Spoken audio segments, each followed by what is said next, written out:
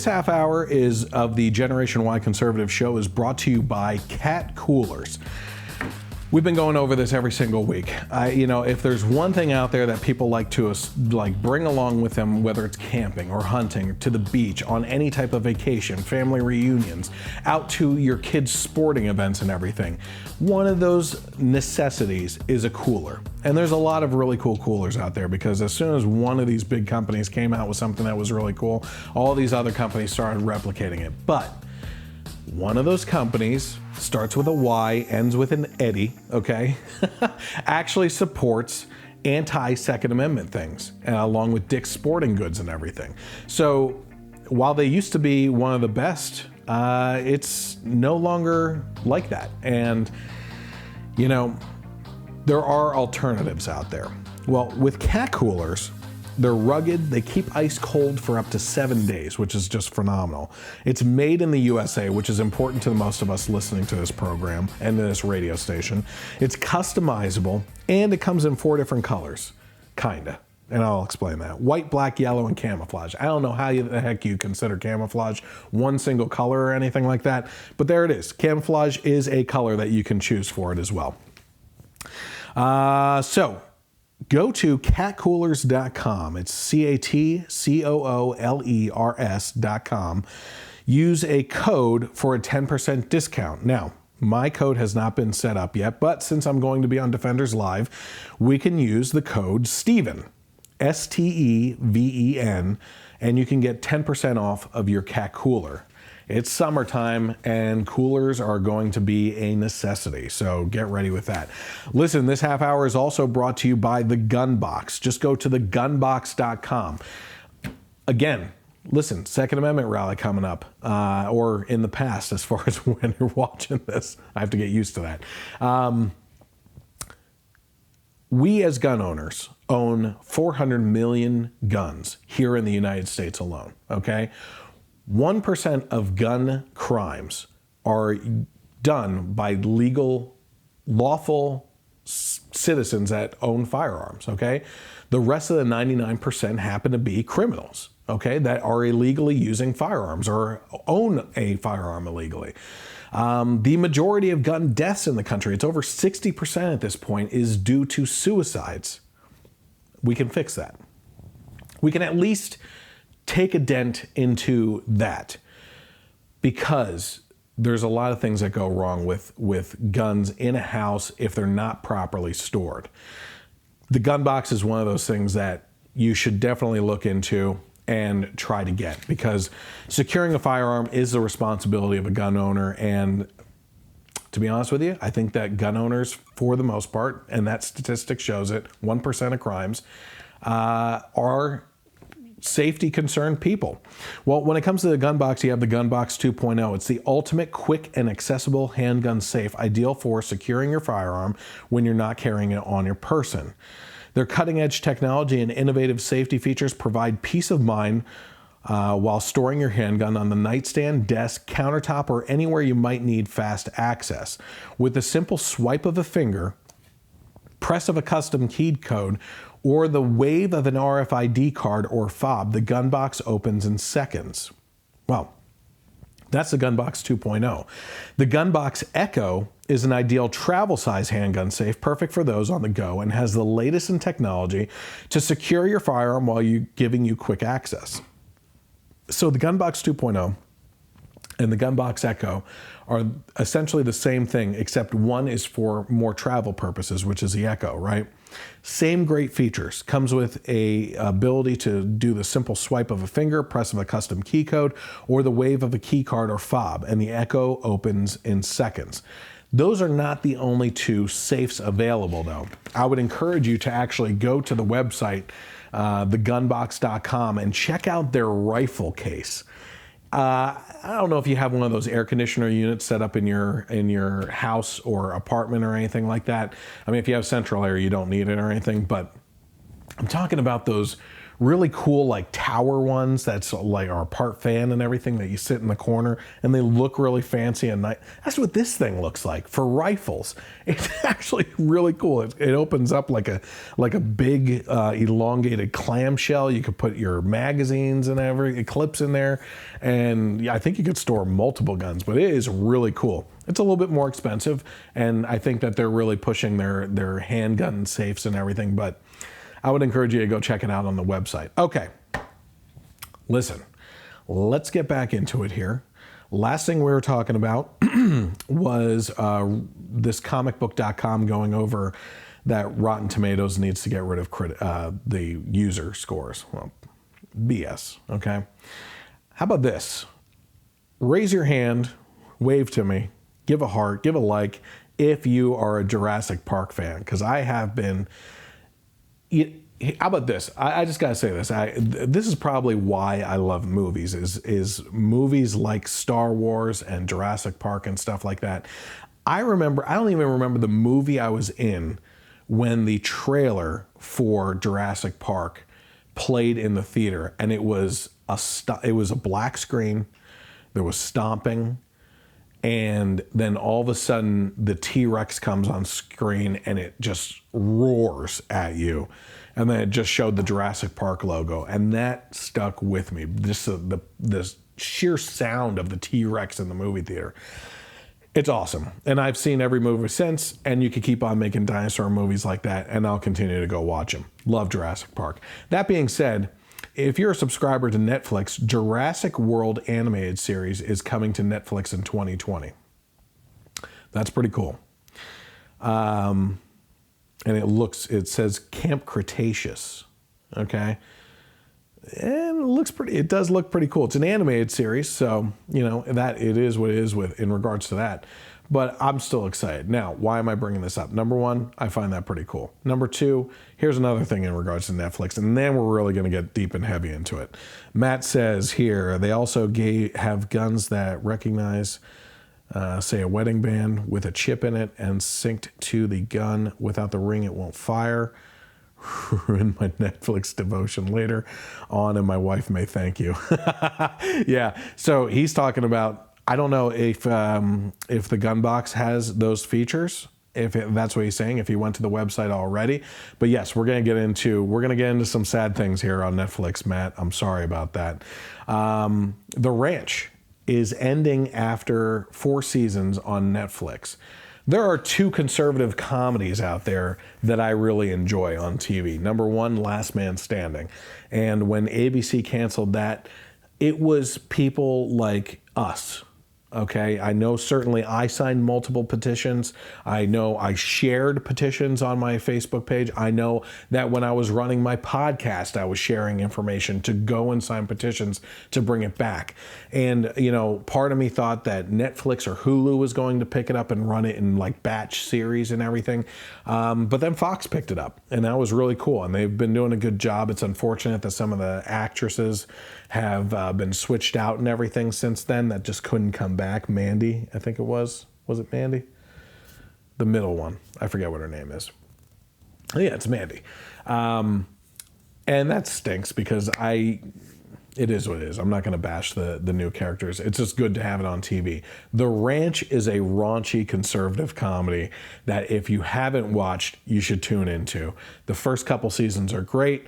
Unfortunately, Danny Masterson from That 70s Show was the brother on the show, and he got caught up in the Me Too movement. That movement, the hashtag Me Too, that was supposed to get a lot of conservatives in trouble, the movement that was pushed to kind of lead to some political upheaval with Donald Trump. And of course, it wasn't the conservatives that got in trouble. Liberal Hollywood fell apart because of all the Me Too movement, and all these liberal actors left and right started dropping like flies all over the place. And it just it's still continuing. And who's still standing? Donald Trump. It was only months before that Mike Pence was discussed on The View, and they were talking about how caveman-like it is for him to not accept to be in a room with another woman unless his wife is there or another party is there, and how rude of him to not give the opportunity to women to be in the room for professional advancement and everything. And he says it's inappropriate. And then what happens? Me Too movement comes out. Guess who's high and dry and not getting in trouble with the Me Too movement? Mike Pence and Donald Trump. And we all know Donald Trump has had his foolings around and has not been a very moral person in the past when it comes to women. But you're doing great as president. I'll just say that. But yeah, Netflix is canceling The Ranch after the upcoming season, which is going to come out in 2 parts through 2020. Now, here's the thing. Netflix just came out. Matt, hold on to your seatbelt here, buddy. Netflix just came out and said that they are supporting states for the abortions and everything, that they're putting money towards Planned Parenthood and stuff like that. And we're a family that puts our money where our mouths are, okay? There's a lot of things going on out there that we disagree with. I could tell you right now, when the whole transgender bathroom issue came up and Target was saying, you can use whatever bathroom you want, we immediately said, no more Target. And it's not because we mind sharing a bathroom with a transgender person. It's the fact that you do not make your policies clear enough, because everything in that community is muddled, right? If you're a fluid transgender, you are male today, female tomorrow, back to male. You could change it throughout the day. You could go hourly, you could go minutely. You know, if a bearded man shows up in the restroom with my 10-year-old daughter, I'm going to strangle the son of a gun, okay? I'm going to put him out of his misery by drowning him in the toilet, all right? You don't go into a women's bathroom when you're not even trying to be a woman. Okay, and that's the problem. It's not the transgender people themselves. It's the people that take advantage of the so-called policy that has no regulation to it, which is exactly what we talked about in the school situation too. When we were battling in the public school against this type of policy, and we kept on saying it's not about the transgender students. This is about the safety of everyone, including transgender students themselves. As we talked about, you know, there's boys in their teens with raging hormones, and you're going to throw a transgender male, being a former female, into a locker room situation, changing clothes and everything like that. That transgender male, in this case then, would also be in danger. Why keep on mixing these volatile chemicals together and just waiting for an explosion to happen? The excuse is always, well, if something happens, we'll take care of it then. I don't want you to take care of it then. I want you to prevent the stuff from happening to my children. That's what we put our kids into school for, is this reliance on the system to take care of them when we can't take care of them, when they're supposed to be educated, and it's everything but at this point. You send your kids to be educated, instead they're indoctrinated. You send them to be safe under someone else's care, and instead they show up to schools with gun-free zone signs, and they still get shot up anyway, which is exactly why we pulled our kids out of school and started homeschooling them, because we just couldn't deal with the crap anymore. The fact that teachers are quitting their professions all over the country and writing letters to newspapers saying, I just can't do it anymore. I used to work all day, get home, correct homework and tests and everything until 9 o'clock at night, and then go to bed. It was a long enough day as it was. At least you get the summers off, I'm just saying. But now the teachers are saying that they're up until over past midnight trying to correct things because of the Common Core curriculum, which basically has the teachers teaching to the next test or state standardized test that the kids have to learn to, and they don't get the freedom to teach anymore. By the way, if you're interested in my thoughts on public education, you can actually go to my YouTube channel and look up the breakup letter with public education that I filmed 2 years ago for a TV show pilot. That being said, okay, back to ADD moment. I'm sorry. Back to the point. Target, we no longer shop at Target. Hulu started running just really disgusting animated series and pushing agendas that we didn't agree with, and it shows up in the children's show material. And another thing with Hulu too, I can't tell you how many times we personally complained about it when children's programs have commercials that run during them for adult content. You know, scary movies coming out and everything like that. I don't need my kids under 10 years old seeing a horror movie preview when they're trying to watch My Little Pony or something like that, okay? So we got rid of Hulu. What is your YouTube channel? Go to YouTube and search for the Generation Y Conservative, the letter Y, and then filter it out by channel, and you should be able to find it in there. Sean.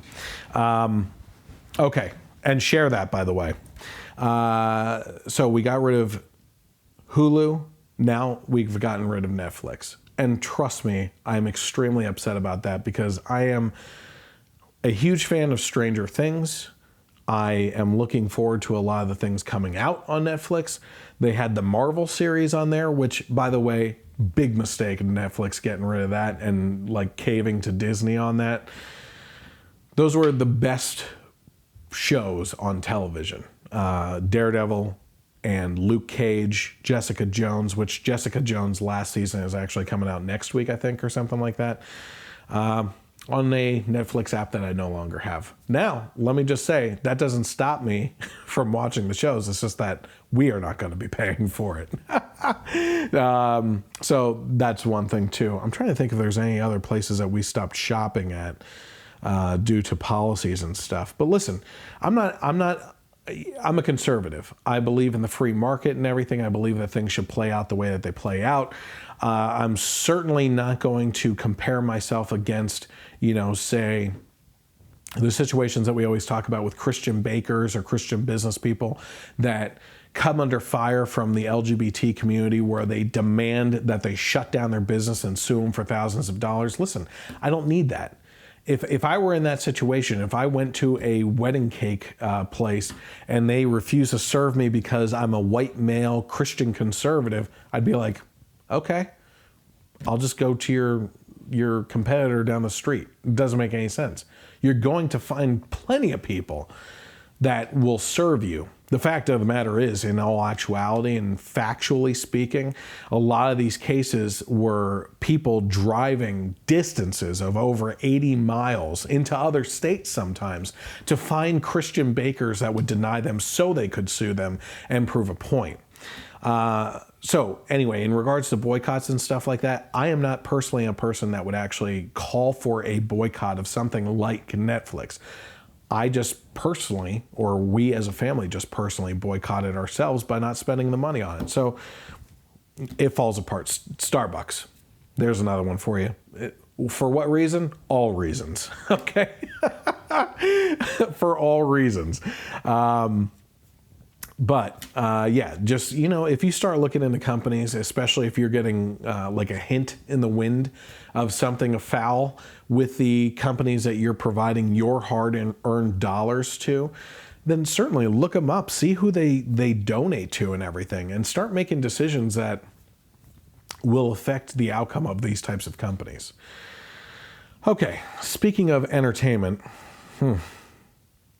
any horror movie fans out there watching right now? I'm a big fan of Stephen King movies. One of the biggest things for me, one of the most, I guess you could say, turning points in regards to as I grew up with horror movies and everything. I actually really like horror movies. I can't stay away from them for some reason. It was, as a child, one of the most frightening things I've ever watched. And let me tell you, the new one that came out last year, phenomenal. It was so good. I gave that a high score on my movie review on the YouTube channel. Stephen King's It Chapter 2 is actually coming out in September, I believe, and that looks creepy as well. But Stephen King, obviously the creator behind that and everything. Here's another one, comicbook.com. Again, by the way, they have a very liberal agenda. I don't know why I keep on following them except to piss myself off. Stephen King says it's impossible to watch Chernobyl, the new series on HBO, without thinking of Donald Trump. His tweet says, it's impossible to watch HBO's Chernobyl without thinking of Donald Trump. Like those in charge of the doomed Russian reactor. He's a man of mediocre intelligence in charge of great power. economic, global, that he does not understand. It's weird. Is it President Macron in France this week was saying that we need to get back on track with with their relationship with the United States after many feuds with Donald Trump. Some people are coming to light. Yes, Sean Kelsey, good point. Buffalo Wild Wings, a gun-free zone. I believe it is. That's open carry, at least. They can't get you for what they can't find. I'm just saying. But just have a carry conceal license, okay? I gotta stress that.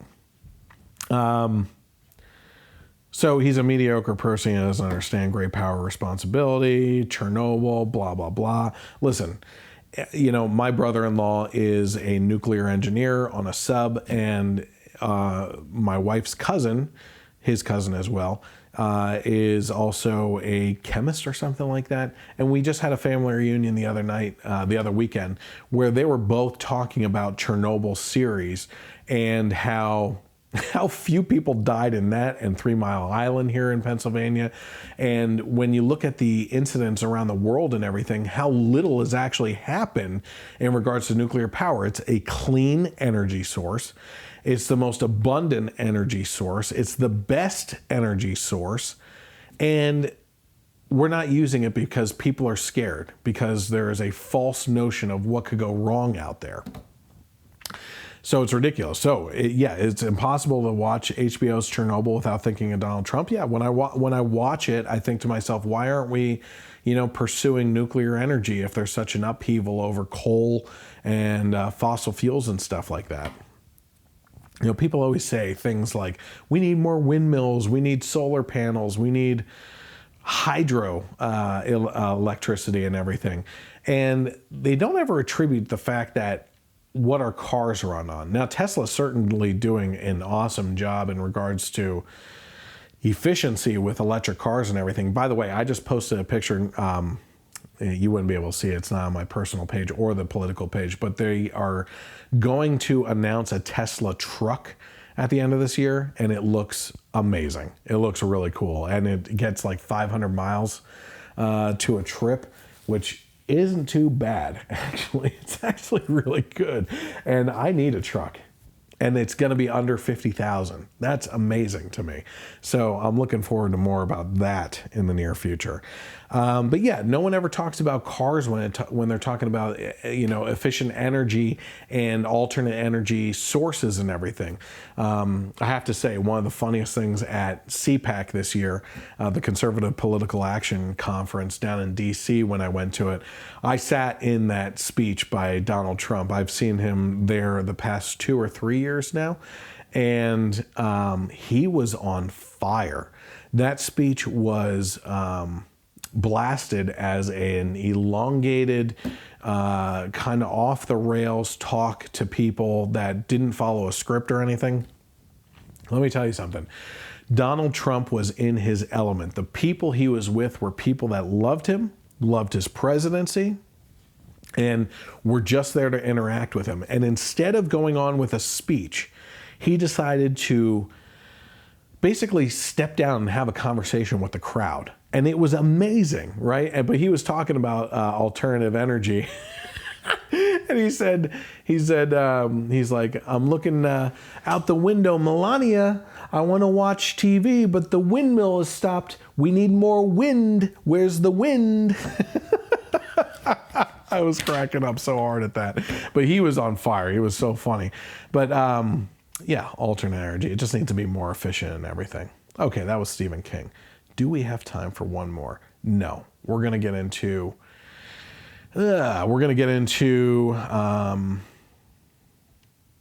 global warming. How about we get into global warming next? Let's shoot for it. I effing love science. That's one of our favorite sites to make fun of all the time. It says a new report warns high likelihood of human civilization coming to an end within 30 years. because of global warming. A new report has warned there's an existential risk to humanity from the climate crisis within the coming decades, and a, quote, high likelihood of human civilization coming to an end over the next 3 decades unless urgent action is taken. That urgent action would be the U.S. spending trillions of dollars while China continues to pollute the hell out of the planet and not keep them chained to any type of resolution at all. The report refuses to downplay its bleak assessment of what could happen, warning of an existential risk to civilization, posing permanent large negative consequences to humanity that may never be undone, either annihilating intelligent life or permanently and drastically curtailing its potential. Okay. Whew. Let me go over this real quick. I was explaining this to someone yesterday at the bar. This is ridiculous. They need to answer some quick questions for me, okay? The same scientists that are saying that climate change is real and that humans are having a drastic impact on the environment are the same people that would tell you factually that the planet has been through multiple ice ages. That's what scientists will tell you, is that we've been through multiple ice ages in the past, okay? My question to those scientists then is, how have we gone into and come out of multiple ice ages, pre-industrial revolution, which you are telling us it is our pollution that is heating up the earth? How did we heat out of multiple ice ages? Okay. Now, while you think about that, because I'll tell you the answer is that we have a cyclical nature to climate change being a natural occurrence here on Earth due to sunspots and multiple locations of planets and moons and everything else. What I want you to think about is exactly that. Minute left. Let me see if I can get through it. The Earth rotates on an axis that's wobbly. So no matter what's going on, it's always wobbling, and it's always going to have a little bit different directional take on the sun while it's rotating. While that's going on, you also have a moon going around it, okay? With different gravitational pulls depending on its location and the wobble of the Earth. From there, that Earth and moon rotate around the sun in not a perfect circle pattern. Even if it was, the sunspots in different parts of the sun would be throwing off different signatures anyway, but in an elliptical pattern, okay? So at some points it's much closer to the sun, and at some points it's much further from the sun. It's almost like that heat wave would kind of go in a cyclical nature back and forth, up and down, right? And you have multiple other factors in the universe that are playing its part into our galaxy as well. From asteroids, meteors, you have volcanoes that are exploding, putting ash into the atmosphere and cooling it naturally when things are heating up. And you have the sunspots. That's a huge thing, okay? Solar flares and everything. So it's just ridiculous to believe that humans have had such an impact. 20 seconds left. Let me go over this too. By looking into climate change, scientists have been given the opportunity to do a plus or minus scale of 0.5% on each end of the spectrum from the beginning of recorded history for temperatures and everything to current temperatures. They can go in either direction to account for a plus or minus 0.5 degrees. They are upset over a 1 degree increase in climate temperature. Well, if you go back 0.5 degrees and forward 0.5 degrees on each end of the spectrum, you get 1%. So it's all in how you're interpreting those numbers and trying to account for each end of it. Not to mention, you can also look into temperature sheds as well and the mismanagement of those over decades and giving wrong temperatures.